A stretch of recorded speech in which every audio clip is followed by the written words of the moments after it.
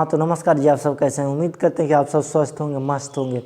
और जितने भी स्टूडेंट इस साल मैट्रिक का परीक्षा दिए हैं तो उनके मन में यह विचार चल रहा होगा कि हम 11th में जब एडमिशन कराएं तो हम क्या क्या सब्जेक्ट लें और कौन से सब्जेक्ट में कितना प्रैक्टिकल मिलता है। साइंस पढ़ेंगे तो उसमें कौन कौन सा बुक हमको पढ़ना होगा, कौन कौन सा सिलेबस आता है, कौन कौन सा सब्जेक्ट आता है। और इसी तरीके से जो आर्ट्स लेना चाहते हैं वो सोच रहे होंगे कि यदि हम आर्ट्स लेते हैं तो उसमें कौन कौन सा सब्जेक्ट आता है, किसमें कितना प्रैक्टिकल मिलता है और कौन कौन से सब्जेक्ट हमको पढ़ना होगा। इसी तरीके से कॉमर्स वाला क्या है। तो आइए हम लोग वीडियो को स्टार्ट करते हैं और देखते हैं इसके बारे में विस्तार से।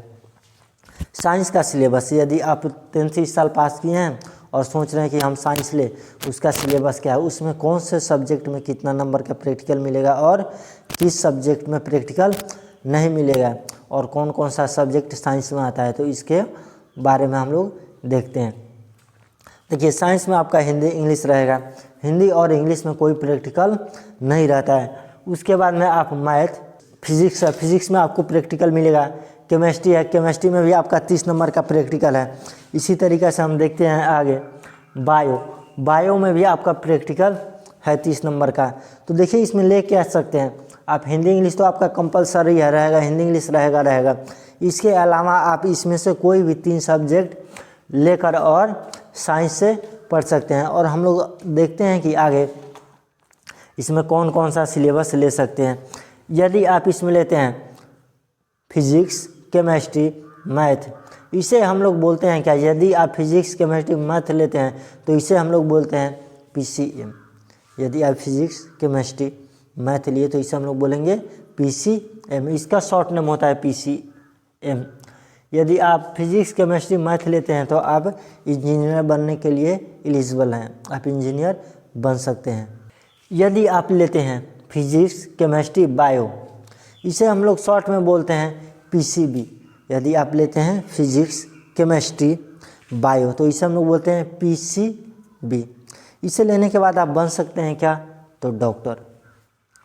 यू आर BA डॉक्टर, आप एक डॉक्टर बन सकते हैं। आप एक डॉक्टर बनने के लिए एलिजिबल हैं।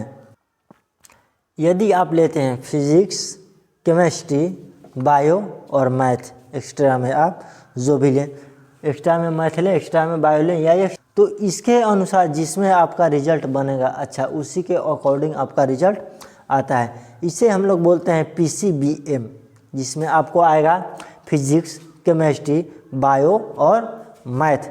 और हम लोग क्या क्या बन सकते हैं, ये नहीं है कि केवल हम साइंस लिए तो डॉक्टर और इंजीनियर ही बनेंगे। इसके अलावा भी आप बहुत कुछ बन सकते हैं। ठहरो जरा, इंतज़ार करो, हम बता रहे हैं। इंजीनियर बन सकते हैं, डॉक्टर बन सकते हैं, साइंटिस्ट बन सकते हैं, साइंस टीचर बन सकते हैं, प्रोफेसर बन सकते हैं, रेलवे का फॉर्म भर सकते हैं, बैंक, SSC, NDA और अदर भी गवर्नमेंट जॉब की तैयारी आप कर सकते हैं। यदि आप साइंस स्ट्रीम लेते हैं तो इतना सारा ऑप्शन आपके पास अवेलेबल है। आप और हम लोग जानते हैं कि कॉमर्स के बारे में, यदि हम कॉमर्स लेते हैं तो क्या बन सकते हैं और कौन कौन सा सब्जेक्ट उसमें हमको पढ़ना पड़ेगा और कौन से सब्जेक्ट में कितना प्रैक्टिकल होता है।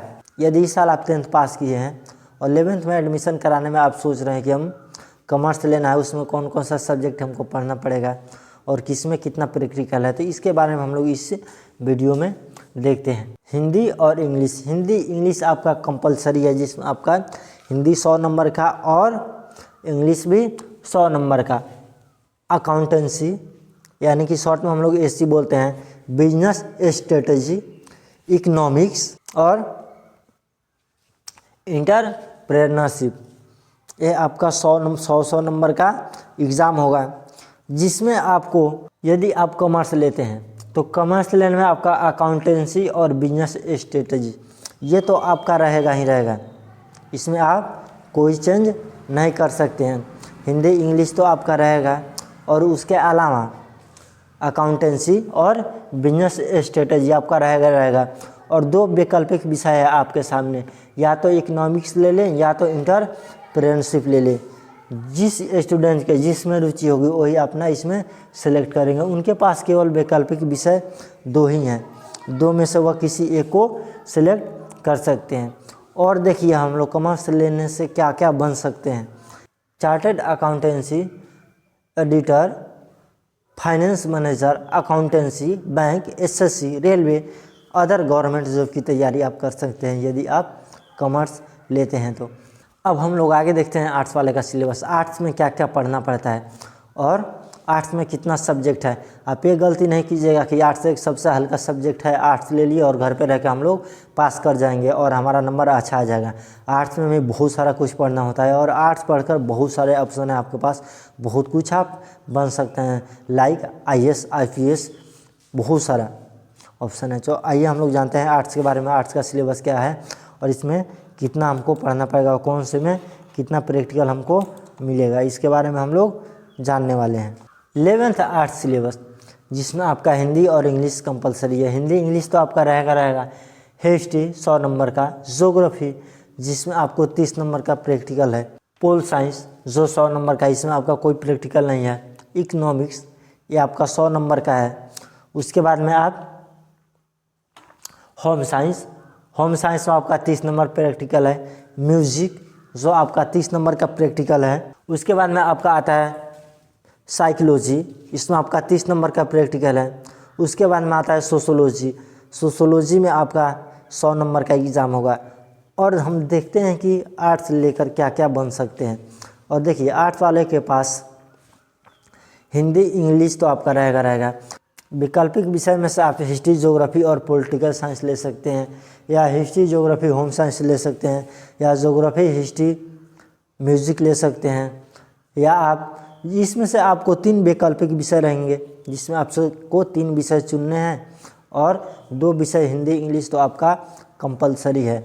और आर्ट्स पढ़कर हम लोग बनेंगे क्या क्या बन सकते हैं, IAS, IPS, fashion designer, advocate, journalist, government job, art teacher, professor, bank, railway, SSC, इतने सारे आप फॉर्म भर सकते हैं यदि आर्ट्स यदि मन से पढ़ते हैं तो।